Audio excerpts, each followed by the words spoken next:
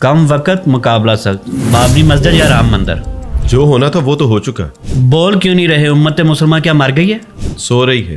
तो हुक्मरान फिर क्यों नहीं बोल रहे? हुक्मरान इसलिए नहीं बोल रहे कि सोई हुई उम्मत कहीं जाग न जाए। राम मंदिर बन गया तो बस ठीक। 700 मसाजिद अभी निशाने पर है। आपको पता है कितने लोग मारे गए इस सारे केस में? कमोबेश 2000 लोग जो है वो इस केस में मारे जा चुके हैं। ये बाबर कौन था?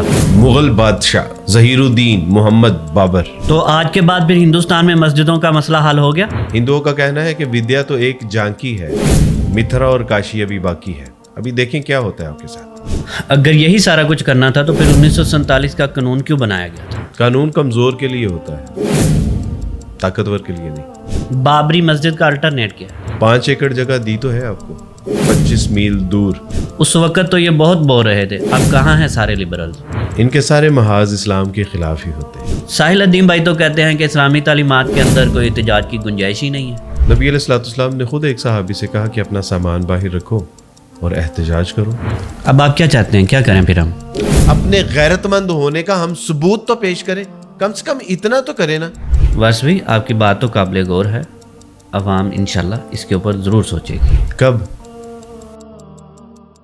अस्सलाम वालेकुम वरहमतुल्लाहि वबरकातुहू। वर्ष भाई क्या चल रहे हैं आपके? अल्लाह का शुक्र, आप ठीक हैं? जी अल्हम्दुलिल्लाह ठीक ठाक।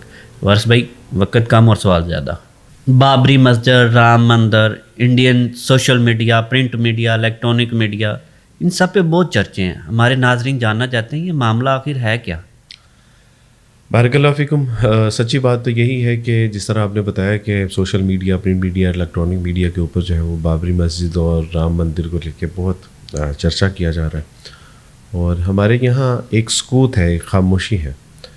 सच्ची बात है कि मुझे याद है कि जब 1992 में मस्जिद को शहीद करने की कोशिश की थी, उस वक़्त जो शोर व गुल था वो अनकंट्रोलेबल था, लेकिन अब तो उससे भी बड़ा इंसिडेंट है।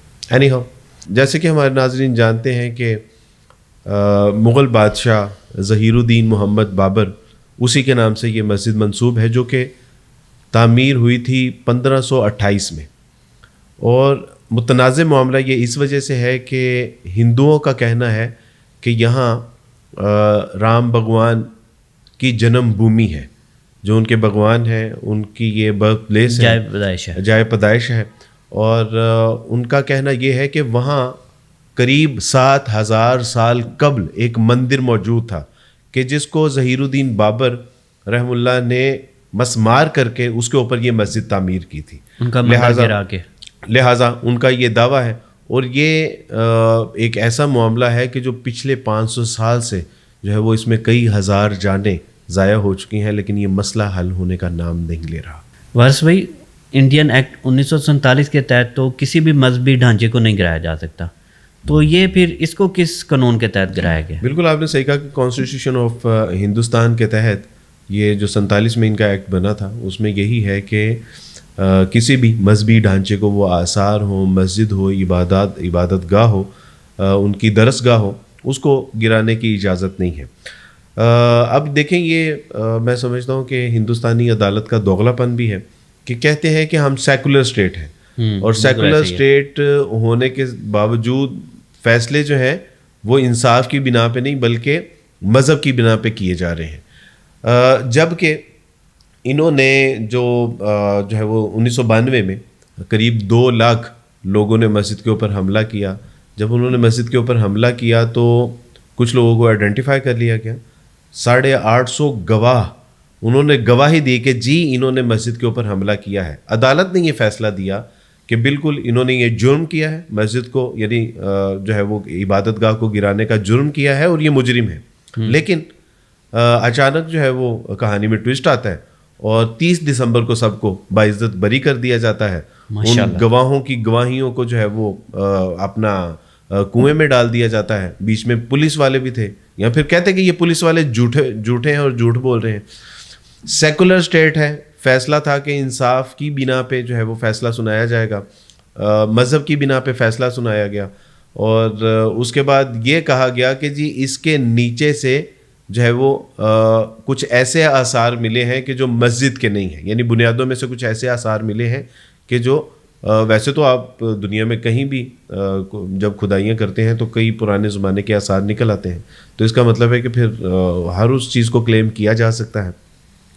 تو انہوں نے یہ کیا کہ نہ صرف مذہب کی بنیاد کے اوپر جو ہے وہ اس کا فیصلہ سنایا گیا، جنہوں نے وہ جرم کیا تھا کورٹ اپنے ہی فیصلے کے مطابق کہ وہ جرم کیا ہے مسجد کو ڈھانے کا، اور جو مجرم تھے اپنے ہی خلاف فیصلہ سناتے ہوئے ان کو باعزت بری کر دیتی ہے.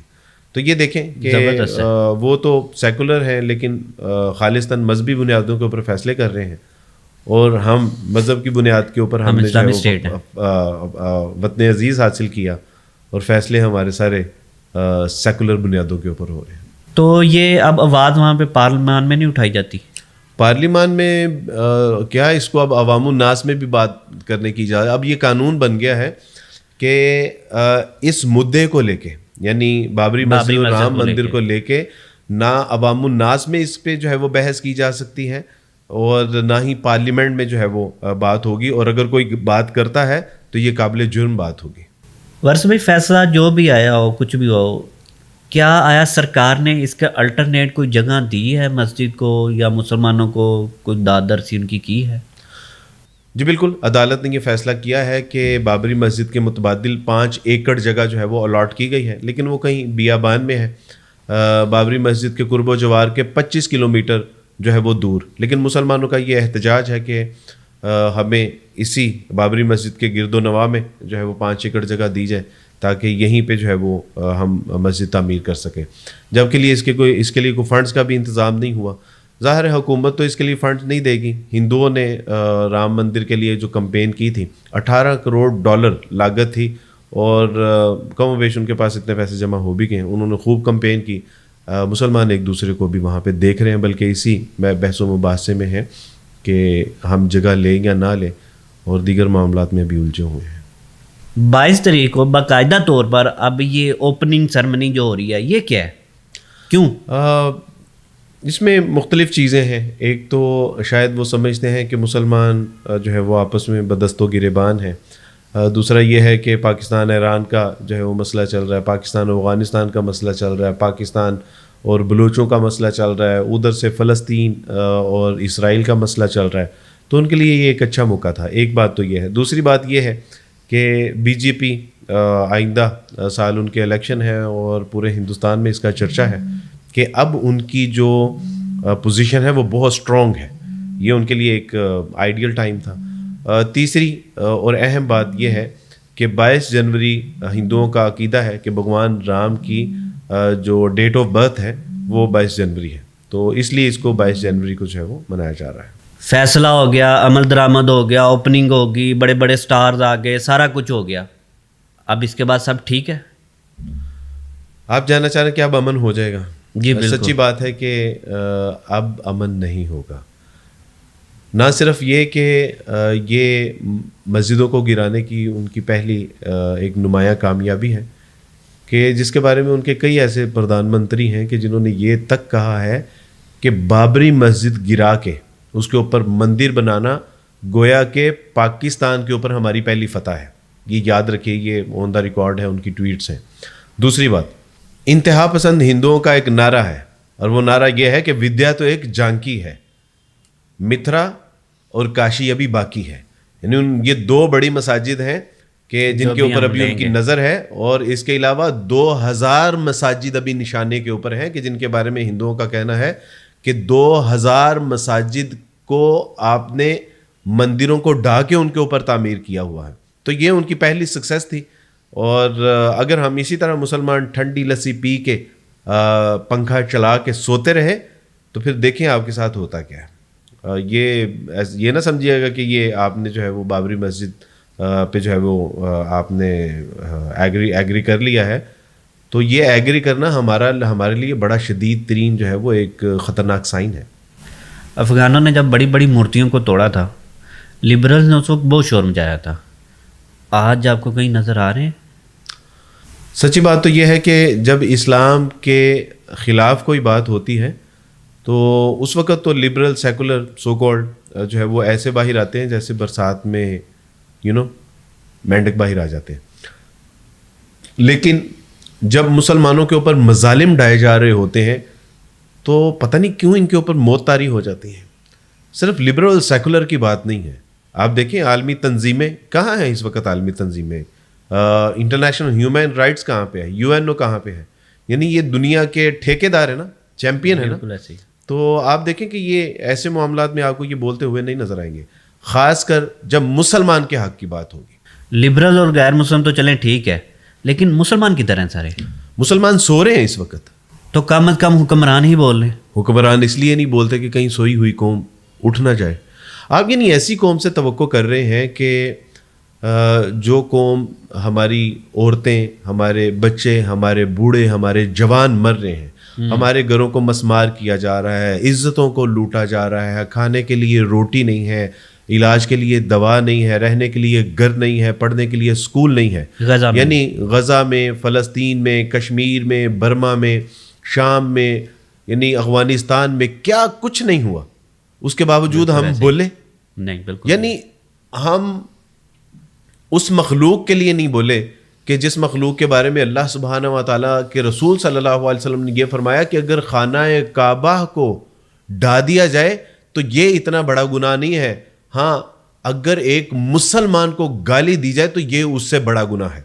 تو جو مسلمان جس کی عزت, مقام و مرتبہ کعبے سے بھی بالا و برتر ہے, اس کو نہیں ہم بچا رہے, اور آپ ایک مسجد کے لیے کہہ رہے ہیں کہ مسلمان کہاں پہ ہیں, احتجاج نہیں ہو رہا. سچی بات ہے کہ آپ کو پتہ ہے کہ میں اس مزاج کا حامل نہیں ہوں, میں اس طرح کی بات نہیں کرتا, لیکن اس وقت تو مجھے یعنی یقین ہو گیا کہ ہم سچی بات ہے کہ بےغیرتی کی گولی کھا کے آرام کر رہے ہیں. ہم یعنی بالکل ایسے جیسے زندہ لاش ہوتی ہے.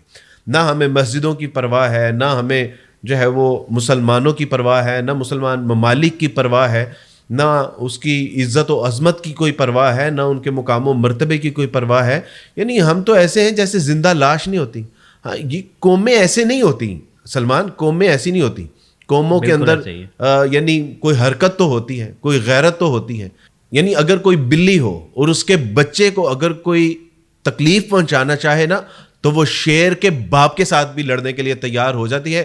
گو کہ اگلے ہی لمحے جو ہے وہ ایک پنجے کی وہ مار نہیں ہے, لیکن وہ اس مقابلہ ضرور کرتی ہے, لڑتی ہے, وہ لڑتی ہے. آپ مرغی دیکھیں کہ اپنے بچوں کے دفاع کے لیے وہ کیسے جو ہے وہ ہاتھ پاؤں چلاتی ہے, چاہے اس کے سامنے کوئی چیتا ہی کیوں نہ ہو, کوئی بیڑیا ہی کیوں نہ ہو. یعنی یہ غیرت کی علامت ہے. لیکن میرا خیال ہے کہ شاید ہم جو ہے وہ غیرت والا معاملہ جو ہے وہ غیرت نام تھا جس کا گئی تیمور کے گھر سے کہ مصداق. اب ہمارا معاملہ بڑا مختلف ہے, اور جس طرح کہ آپ نے کہا کہ یہ امن سلامتی, یہ امن و سلامتی نہیں. اب آپ دیکھیں کہ آگے ہوگا کیا. اب آپ کیا چاہتے ہیں, کیا کریں پھر ہم؟ دیکھیں میرا تو شروع سے اسٹانس یہی ہے کہ ہم اگر لڑ نہیں سکتے, بول تو سکتے ہیں, لکھ تو سکتے ہیں, تقریر کر سکتے ہیں, تحریر کر سکتے ہیں, بائیکاٹ کر سکتے ہیں, کم سے کم احتجاج تو کریں. کہ یہ بھی کرنے سے ہم قاصر ہیں.